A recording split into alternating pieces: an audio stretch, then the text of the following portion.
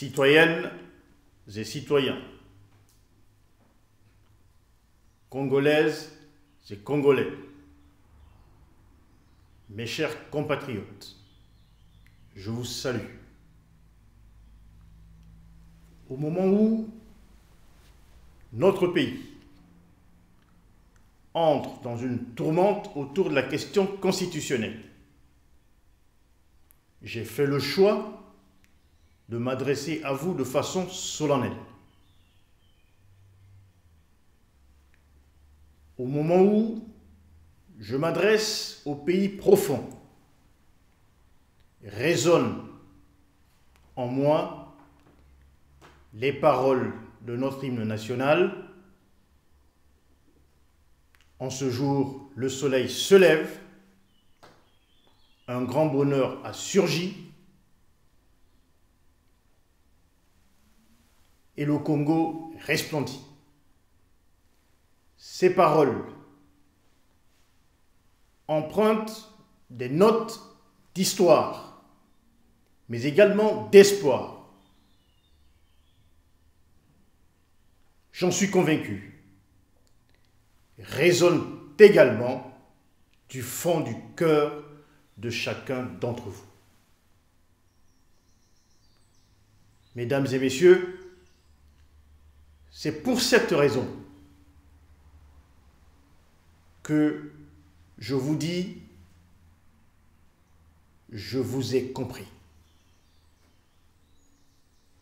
Je vous ai compris dans votre quête d'espérance. Je vous ai compris dans votre quête de liberté. Je vous ai compris dans votre quête de changement.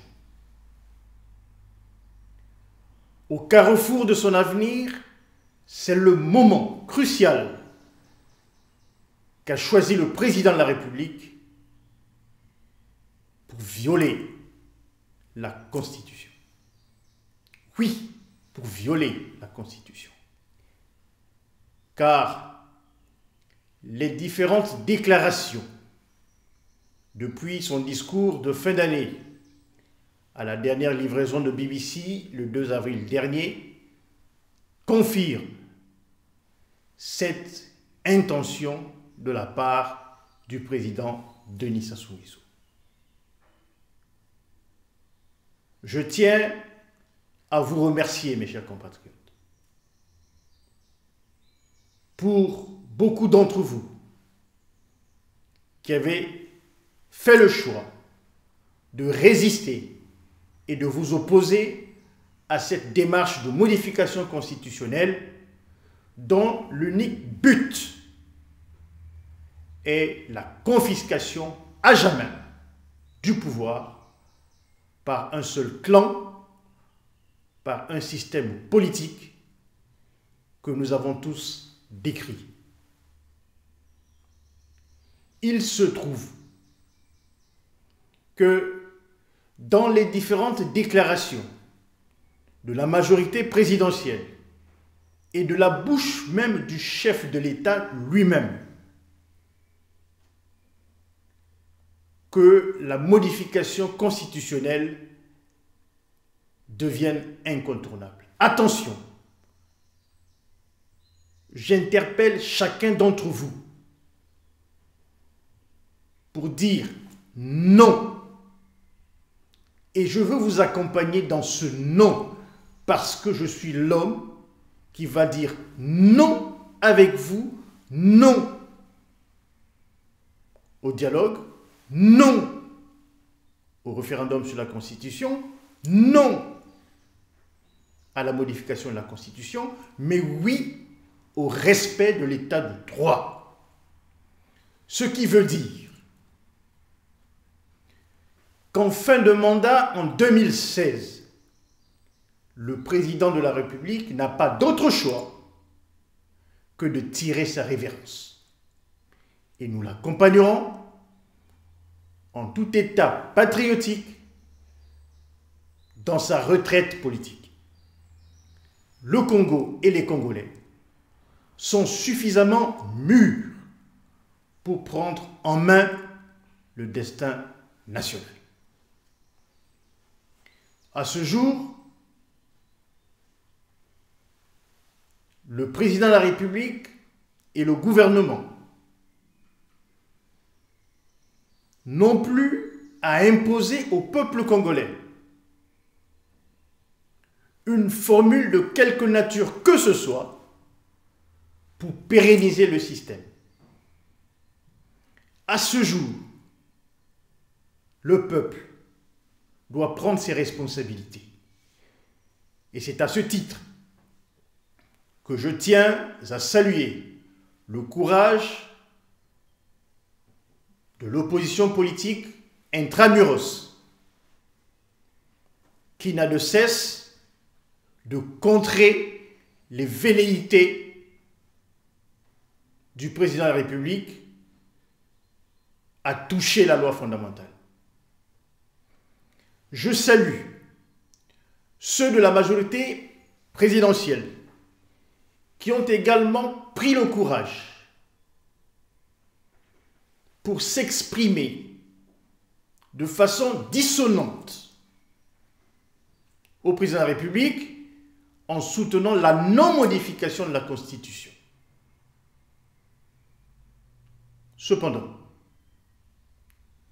toutes ces prises d'opposition doivent, à mon sens, évoluer non pas vers un point de fusion avec le système, donc de la compromission, mais doivent faire évoluer le pays vers un point de rupture avec un système dont plus personne ne veut. Un système qui est fondé sur la confiscation de la souveraineté populaire par un clan familial qui tienne de bout en bout et la politique et l'économie. Nous n'avons pas peur de M. Sassou Nguesso. Nous sommes respectueux de l'état du droit. Il doit en être pareil pour celui qui est reconnu par la loi fondamentale comme le garant de la stabilité de la nation. Aujourd'hui, les Congolais doivent s'inspirer de cette parole du pape Jean-Paul II. N'ayez plus peur, n'ayons plus peur. Nous allons désormais construire dans la liberté un Congo autrement. Un Congo autrement qui prendra ses bases et ses marques dans ses liens historiques avec les grands amis de sa cause, des peuples du monde avec lesquels nous avons partagé une histoire commune. La France en fait partie. Nous avons tous, chacun en nous, quelque chose de français. La preuve, on s'exprime en français. Nos parents nous ont éduqués en français. Nos enfants étudient en français. Nos hôpitaux fonctionnent avec des médicaments français. Je le revendique. Ça n'est pas une honte. La preuve, y compris ceux qui nous gouvernent, ont toutes leurs familles basées en France. Ils se font soigner en France. Nous avons dans le monde un allié de poids avec lequel on doit continuer à faire route commune. Que personne ne détourne le regard du citoyen congolais que nous sommes pour dire et diaboliser les liens historiques qui nous lient à ce pays frère. Bien entendu que cette coopération sera et doit être gagnant-gagnant.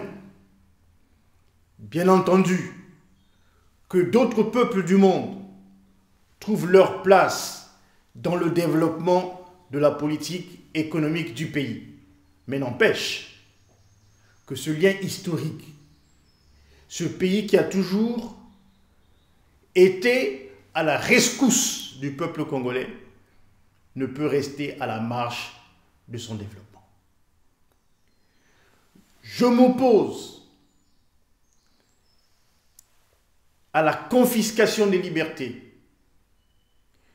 Chaque fois que je parle du pays, j'ai mal au Congo. J'ai mal, d'autant plus que lorsqu'on me reviennent en mémoire ces histoires de jeunes filles qui se prostituent pour des cuisses de poulet en raison de la famille.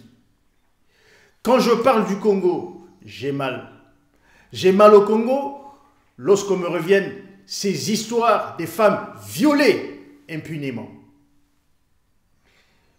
Lorsqu'on parle du Congo, j'ai mal. Et j'ai mal au Congo lorsqu'on me revienne à l'esprit ces histoires des hommes et des femmes qui sont exécutés, tués, simplement pour un délit d'opinion. Et ce, sous le regard d'un système politique qui se proclame démocratique.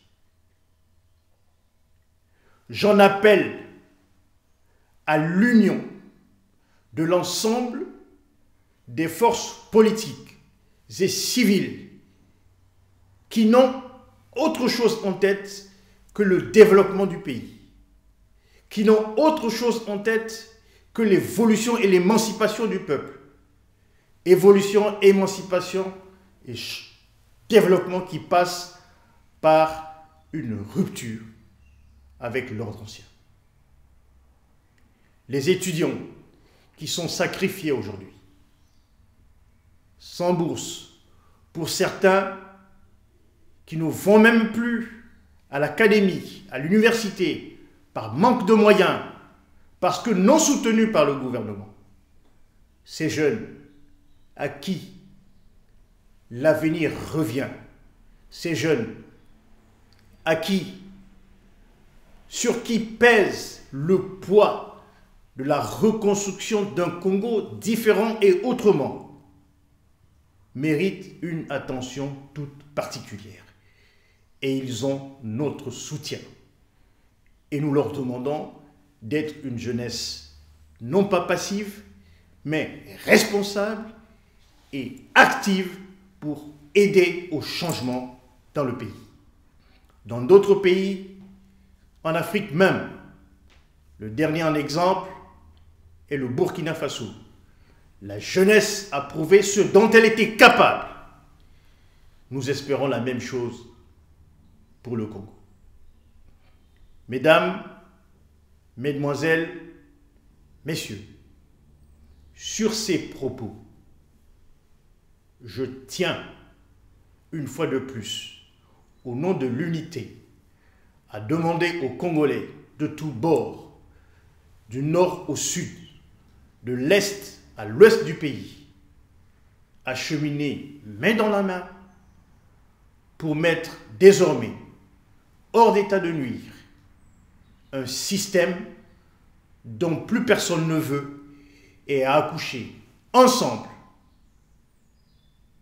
un Congo nouveau. Je vous remercie.